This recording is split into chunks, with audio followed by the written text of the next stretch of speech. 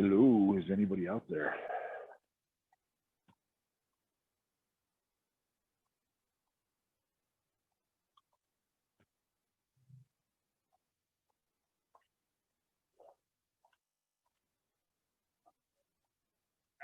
How you doing? Very well.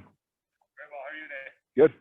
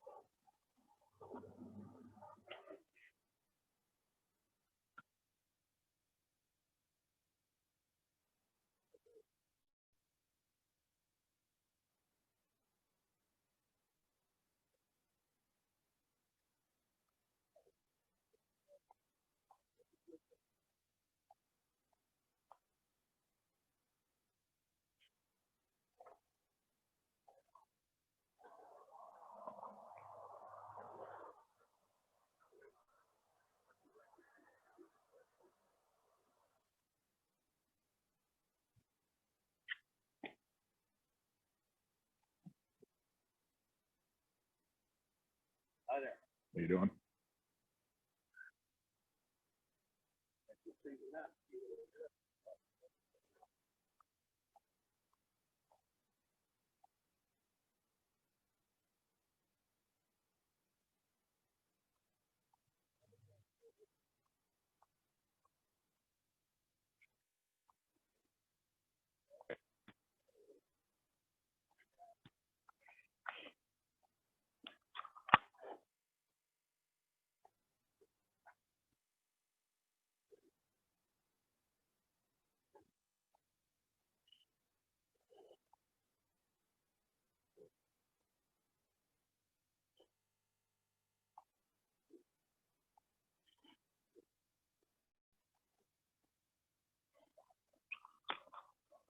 Is anybody here? Anybody joining in for the hike today?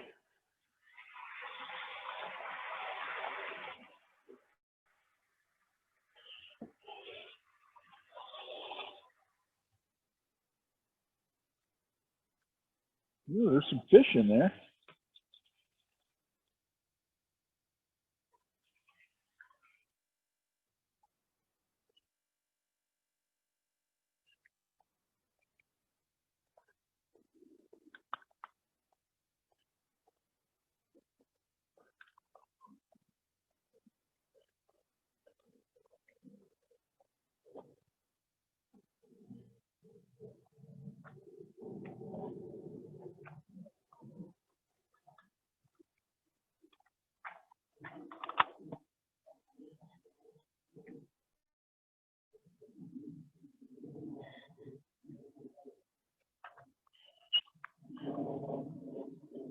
Anybody joining in today?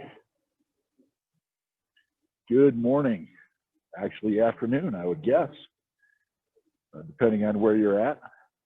I guess it's still morning in California, but here in Colorado, it's halfway through the lunch hour. Today, we're on the Ralston Creek Trail, and this is a paved bike path, walking path that basically goes from the foothills, kind of where we were last week, at the Ralston Reservoir, and runs all the way down Ralston Creek till it hits the Coal Creek. And Coal Creek Trail, Clear Creek Trail, whatever you want to call it there. It merges with that. You can go either north, well, actually west, or east. West will take you to Golden, Colorado. Goes right up by the brewery. East takes you down to the South Platte Trail. And the South Platte Trail will take you either to Denver or out on the plains towards Well, eventually, places like, Nebraska. So, pretty extensive trail system. Once you hit the South Platte, when you go east, pay for a little bit, and then it turns into dirt, and eventually kind of just fades away out past Brighton.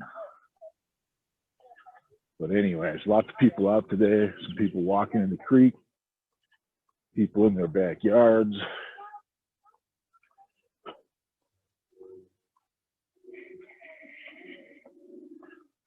Guys, well, I'm sure they're not fishing, but it's warm today. It's supposed to be 89 eventually, but I'll tell you right now, it's at least in the 80s, and it's fairly humid. We were supposed to get some rain yesterday, but we never did. Families out kind of playing in the creek, watching the water go by. So, pretty big street coming up. We can go right underneath the bridge, though. Go under the road instead of across the road. Looks like the mower guys have been out. So, trying to keep a semblance of normalcy, here where I live. But this is just one more of the little places in the little suburb that I live where you can go out and recreate, walk, ride your bike, skateboard, rollerblade. It's a nice trail if you're in a wheelchair, have a scooter, power scooter. So somebody came in. Who's with us today?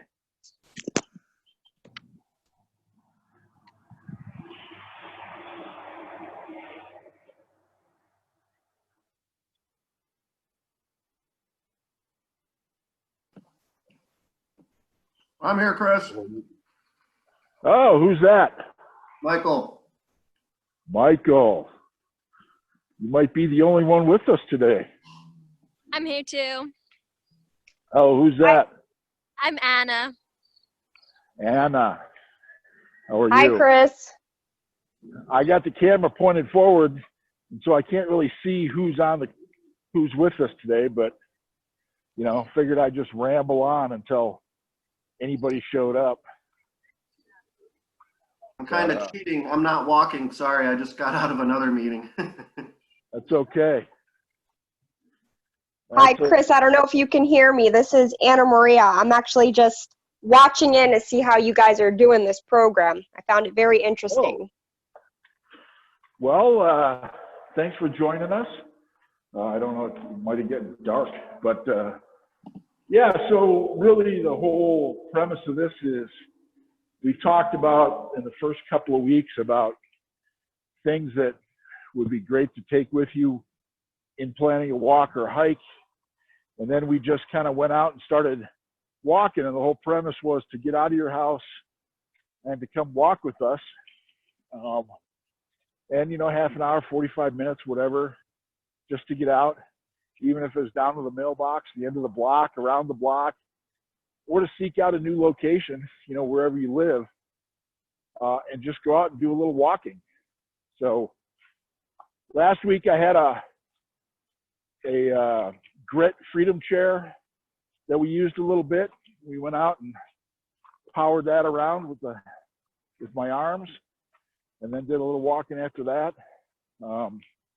We walked around my downtown area here in Denver one weekend, and now we're on the Ralston Creek Trail, which I don't know if you caught any of that. Runs basically from the foothills where the Ralston Reservoir is, which is north and west of Denver. And this creek runs into the Clear Creek Trail, Cold Creek Trail, depending on where you're at and who you talk to.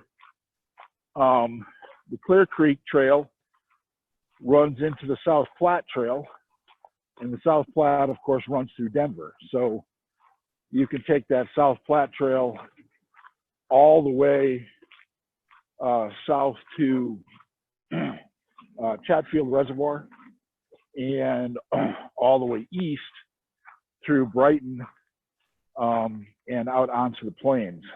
So if you wanted to take the Clear Creek Trail, you could go up to Golden, Colorado, where it kind of ends around the Coors Brewery. But so we're just walking on this paved trail. There's lots of people out today. It's Friday. Lots of bicyclists use this trail. Lots of folks just walking their dogs use it. There's a couple of little areas on this trail where there's some creek crossing, some other trails moving off. There's one that goes into the housing, the residential area here.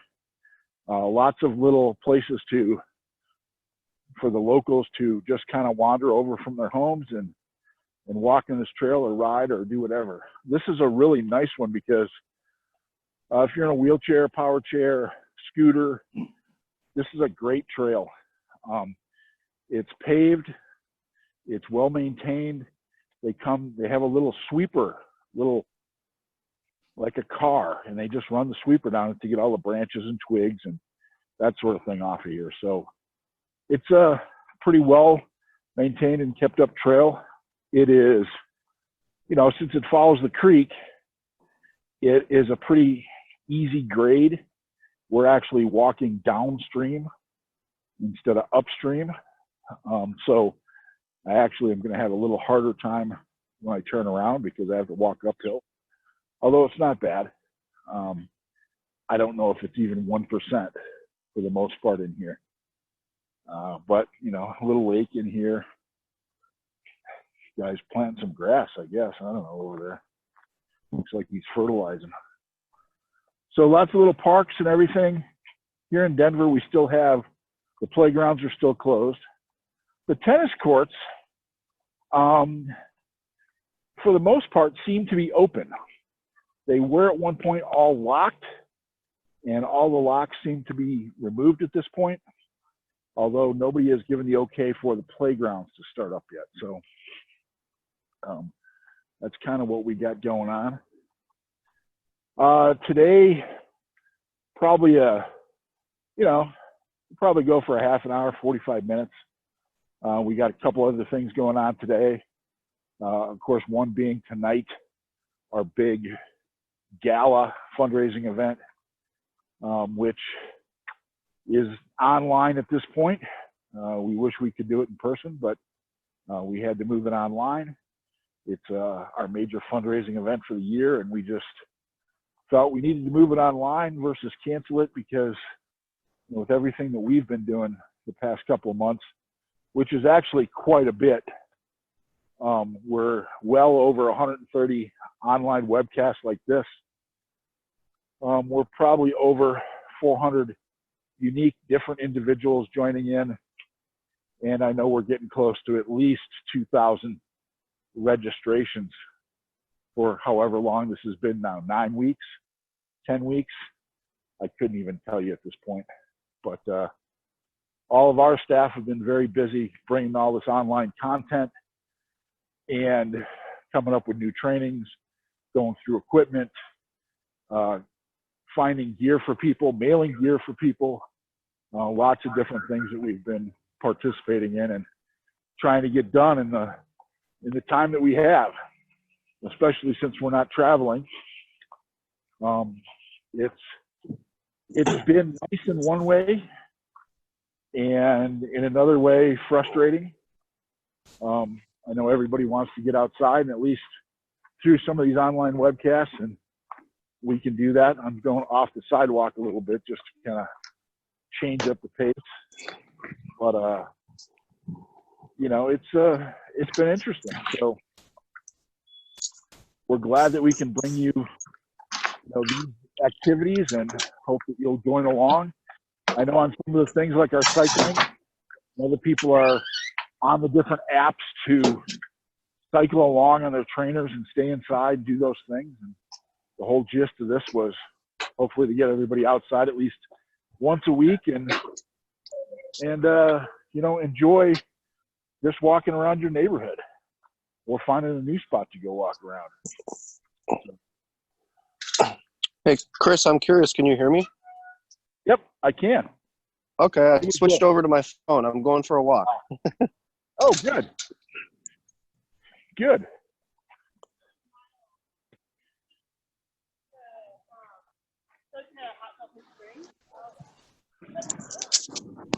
You guys are all going downhill, which is fairly, you know, easy at this point. People passing me. So, well, you walk by and you see people here, there, and everywhere just all of a sudden sneak up on you. Sitting by the creek, reading a book, left their bike here, people out walking their dogs.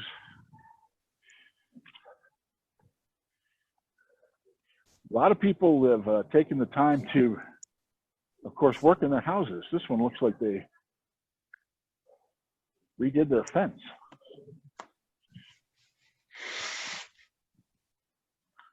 But Anna, where are you from? I'm from Philadelphia. I think we met on one of the other Zoom calls.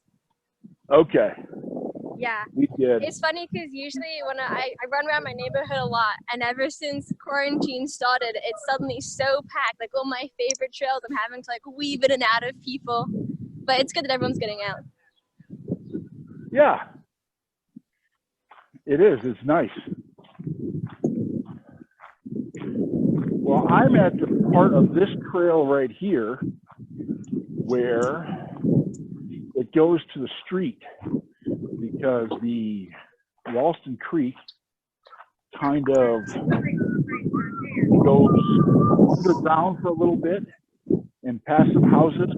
They didn't have means to put a path in it, so they moved the bike trail and trail out into the street and have it labeled that way. And in about 3 blocks, it turns back into this. So at that point for me to turn around and start walking back to whence I came. So far, pretty good. It's heating up though. Glad I wore shorts and t-shirt because it's got to be at least 80 now. There's a few clouds in the sky, but not very many. And it's actually fairly humid for us. So it's very interesting. Not a very big creek, but you know, they've done some riprap work on the rocks and letting a little bit of water out. The other day when it rained, of course, it was coming through pretty good, but you know, got lots of nice little bridges and crossovers, and it's a nice little place to walk. Pretty calming and soothing. There's at least some shade, which is nice. Except now I'm in the middle of the sun. So, you know, we have little offshoots of the trail here, and kids go do a little off-road. There's a path through here, a little cut through.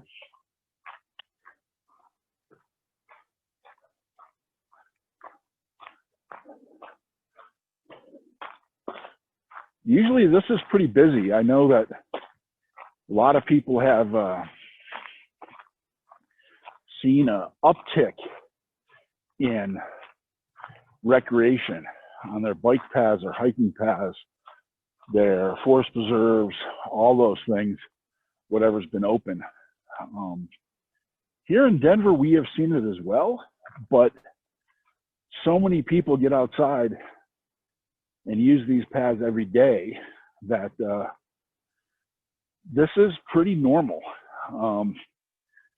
Certain areas, I think, are a little more traveled, but what's really happening is the people that live here are staying closer to home. So instead of getting on their bike and going over to Golden and going up on the Mesa, they're riding around their neighborhoods and staying on these other bike paths.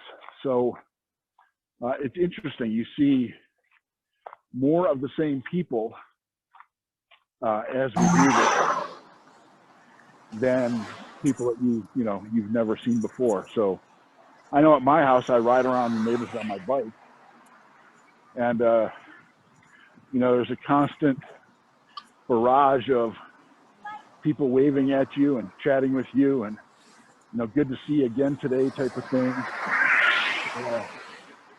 It's been very interesting. And the same thing as I'm working at home, working on our trailers, putting things together, the amount of people that are riding by my house, walking by the house, been pretty consistent.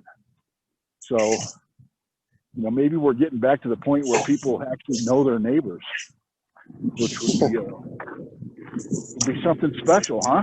Hey, Chris, have they opened the state parks in Colorado? The state parks are open. There is no tent camping. There are no facilities, but the state parks are open. So the reasoning behind the no tent camping is because the bathroom facilities are closed. People don't, when they're tent camping, bring any sort of bathroom type situation with them. So if you're in an RV, basically every RV has its own bathroom that you can go and take and dump and do those things. So the RV camping has been open, simply because those people have a place to use the bathroom, and they don't want people going to Bass Pro Shops or Cabela's or going online and buying the little toilet chair that has a bag on it, pooping in the bag, and then throwing the bag in the dumpster or leaving it there at the campsite. So that's the reasoning for that. They've opened Rocky Mountain National Park, either opened yesterday or is going to open, I believe, on Saturday, tomorrow. Oh, really? Wow. So some of the national parks are slowly opening back up. Some of the boat ramps have been opening back up.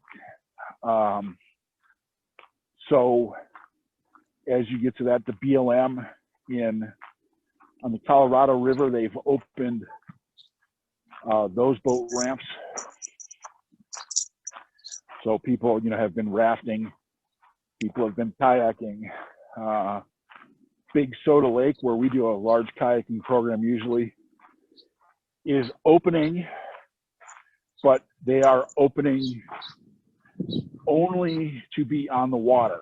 So you can pull up, take your kayak off your car or truck or trailer, put it in the water, park your car, get into your kayak and go out on the lake. But you cannot hang out on shore. You cannot hang out at the beach. You cannot do those things at the lake. So it's kind of interesting. The bike path still runs through there, and people have been biking and riding through there. But we'll see how it goes, I guess, this weekend. This weekend's supposed to be warm, and as we slowly reopen, I guess we'll see how all that goes. You know if the ski resorts are open?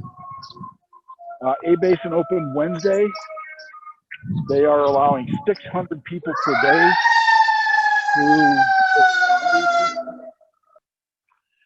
and of that 600, 570 will be taken from their season pass holders and the Icon Pass holders, and 30 will be taken from the general public.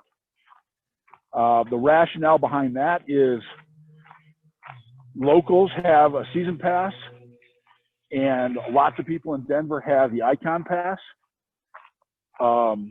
It's mainly to discourage people from out of state to try to come and go ski.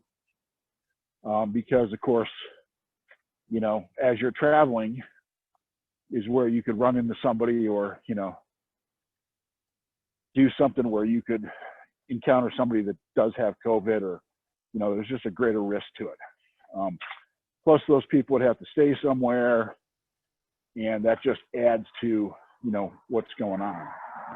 So a lot of people have complained, but the season pass holders, the icon pass holders, have been just enjoying it. So I know they've talked about looking at what they're going to do in the future, but for right now, it's 600 people. I know there was a podcast on the PSIA website today from Gates Lloyd, who is the ski school director, talking about everything they have going on. I haven't had a chance to listen to it yet, but I did talk to him last week before they opened up. And, you know, just his question was if they have anybody with a disability, you know, what should they do? Because they do not currently have a disabled program that runs, but, you know, we assured them that probably anybody within their system that's going to try to come is going to have their own equipment and move that way. So, you know, other than that, I guess there's some areas in California that are open against the California order. I know there's some places in Europe that are open. And I guess it's yet to be determined what's going to happen in Australia, New Zealand, and South America. So, you know, but it's May, it's the end of May, and it's close to the beginning of June. And, you know, if you want to go skiing, it's kind of slushy. It's still beautiful. Yeah, when does the mountain biking season really get going? Well, it depends on where you're at in the state of Colorado. You know, here in Denver and the foothills, it almost never ends. Because even in January, it can be 40 and 50 degrees, sometimes 60 degrees. Right. When you start going in the mountains, you need to factor in the snow and the snowpack. And then you have lots of areas that like to have not only the snowpack gone, but also the trails dry, because when they're wet, it's a lot easier to impact those trails and make them, you know, just totally screw them up. So, you know, Breckenridge has been going. I know Winter Park has been going. The trail between up and over Vail Pass has apparently been open. They've gotten all the snow off of it. You know, the big ski areas that allow mountain biking haven't opened. None of that's open yet. Winter Park is not open for that sort of thing. None of those that I know of have actually opened for mountain biking. Grand Targhee in Wyoming, they're talking about it, but they haven't started it yet. They have a couple of big events that are going on there, and they're still on hold in late August and September. So, you know, we'll see what happens. It'll, well, right now, if you want to go mountain biking, if you can get on a Forest Service road, you can go. And if the trails are dry, you can go. So for the most part, you can get out and do that wherever you would like to do it. Lots of it all over the place. I do not think the bike park in Boulder is open. There's a whole park with, you know, all sorts of different trails and kind of the cross motor, not the motocross, but the cross rally type of trails that a lot of people do there. I don't think that's open, but, you know, tons of stuff going on.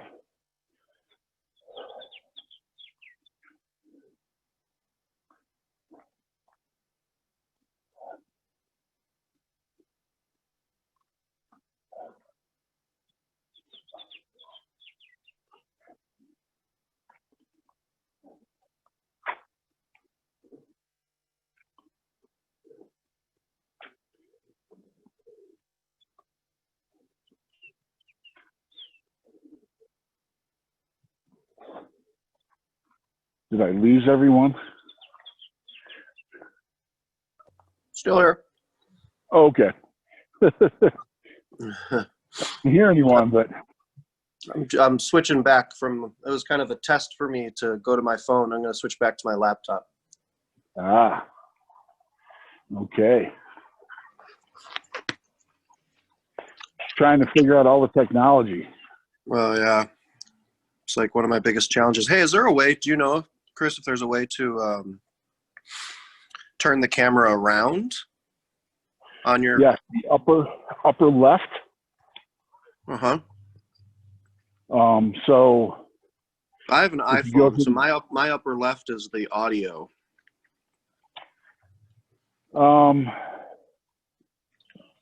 There's a spot on my phone, in the Zoom platform, it's usually the upper left. So if you tap it or you go up there, you'll see a little, what do I see? I see the audio speaker thing, and then I see a little camera. So when I kind of tap on it, there's a little bar that gives me the code of the meeting, and then it'll give me the camera, and I can flip it around, or I can touch it.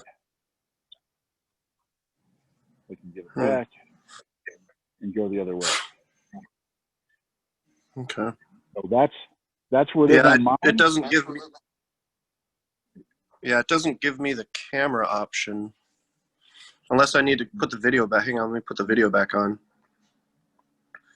Oh, okay, you're right. Okay, got it now. Thank you.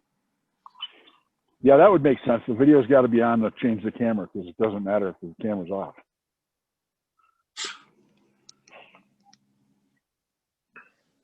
So,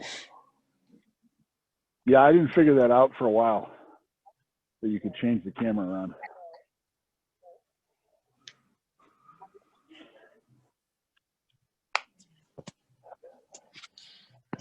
So do you pick a different spot each week then? I do. I choose a different spot each week. You know, like I said, 2 of the weeks I walked around the blocks in downtown Arvada, where I'm kind of from, or where I live now. And then I've been trying to go to a different spot all the time, because people do kind of chime in and, you know, watch what we're doing. And it's kind of peaceful and relaxing. I know some people have hit it up on the recorded versions of this later on YouTube. And just, you know, I guess sit and put it on and listen to me ramble. And chat with other people, but you know, try to see what's going on in Colorado and what trails we have. So yeah, we've had a few people that have shared their own trails as they're walking, tell us where they're at so we can see and hang out with them. So it's been kind of fun. But you know, for me, as I'm walking, I got a kind of a camera thing around my neck, so I don't have to hold it the whole time. And it's a little more stable. And I don't look like a goofball walking around with a camera. You know, nobody can really tell what's going on. So, you know, the guys are out today working on the sprinklers, apparently. So there's a family having a little picnic. But it's good to see people getting back out and enjoying everything. This is really nice. So it's hard to see inside anyway.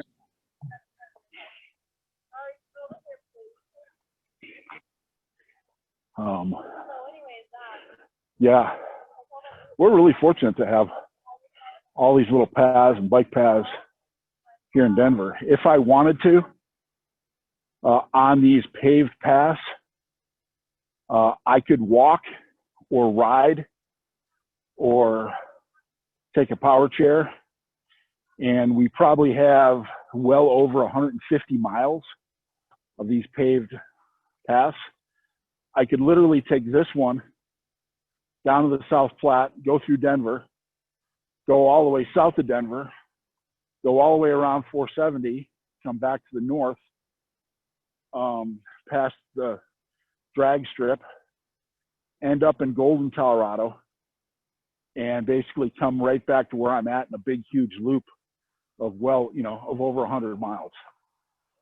I could split that up in half and go up the Bear Creek Trail. I could go all the way out to the Cherry Creek Reservoir and ride around it and come back or walk back. So we have lots and lots of options to go ahead and walk and ride. Some of our trails are along what they call the Farmers Canal and what's the other canal? Boy, skipping out of my head now. The Highline Canal Trail. Those canals were put in for irrigation when towns like Arvada here were the asparagus capital of the world and the celery capital of the world, where none of these houses were here and there was just land and they grew asparagus and celery. And that's what was going on. Our little town is really where the gold rush in Colorado began, just a little bit north of us, in the 1850s, 1860s. So people stopped here on their way to California and actually started another gold rush. But So are there actually signs like that? They have actual like names for the routes, or you can buy a map somewhere? Or well, you can buy a map. The easiest thing is to go to Google Maps. And I don't know if you've looked at Google Maps, but if you click on the right side, on the upper right of Google Maps, you can hit bicycle paths and they will show up in green. So if you're on a regular map looking at the roads, or even if you're on the satellite, you can switch to that bicycle route where it'll show you bicycle routes. There's a thing for public transportation where it'll show you bus routes and light rail, heavy rail, those sorts of things. Mm-hmm. And if you click on those items, you'll see overlays of where those bike paths are. And it's interesting because people have clicked on that and then gone, I didn't even know a bike trail went by my house, because, there's these paths here that are kind of, they're in between houses and people don't see them. And then you can see where I'm standing. This is a bike route that has, the lane here, and it's listed as such. And at the end of this road, the bike route continues to go to the left and to the right. This bike path crosses the road and continues up the creek. So we not only have bike routes, but we have bike paths. And when you click on that, you'll see all that information right there. That is probably the best and most up-to-date way to find bike paths near your house or wherever you're going, is that way. Because maps, by the time they print it, something could have changed. And you got to buy them and find them and all those other good things. But bike shops are a really good place to get those maps, and a really good place to ask the guys, what's a really good trail to ride around, or what do you suggest? I'm on a road bike, where should I go? I'm on a mountain bike, where should I go? I'm on a dual bike, so I can go on pavement, I can go on gravel, I can go on a little bit of dirt. What's the best route for me to use there? Those are all great resources. And the other thing is, on Google Maps, you can go to the satellite view and you can really blow it up, so you can not only find the route if you're looking at it and it's in green, but you can use the satellite to find parking areas and bathrooms and all those other things when you zoom that map out and just kind of